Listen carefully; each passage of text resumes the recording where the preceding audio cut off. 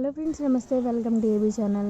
మొన్న చెప్పాను కదండి వర్షాలు పడుతున్నాయని. సో దానివల్ల ఏమో తెలియదు కానీ ఈ విధంగా చిక్కుడుకాయలు అయితే మచ్చలు మచ్చలుగా బ్రౌన్ కలర్లో అయితే వస్తున్నాయి అన్నమాట. కాయ అయితే హెల్దీగానే ఉంటుంది, గింజ కూడా బాగా పట్టింది. ఎందుకంటే అప్పటి నుంచి నేను కోయలేదు, ఇప్పుడే కోసాను. కొంచెం కాయలు రావడం కూడా తగ్గినాయి అనే చెప్పొచ్చు ఈ వర్షాల వల్ల. అండ్ అలాగే ఆకుల మీద కూడా నేను గమనిస్తే బ్రౌన్ కలర్ మచ్చలతో ఆకులు కూడా ఉన్నాయండి. ఎందువల్ల ఏంటో తెలియదు మరి.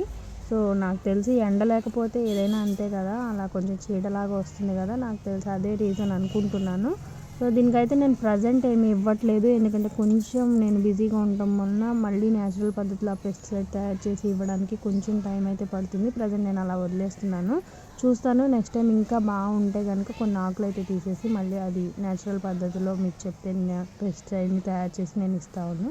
మీరు కూడా ఒక మొక్కను పెంచుకొని ఎన్నో కొత్త విషయాలు తెలుసుకోండి. Thanks for watching.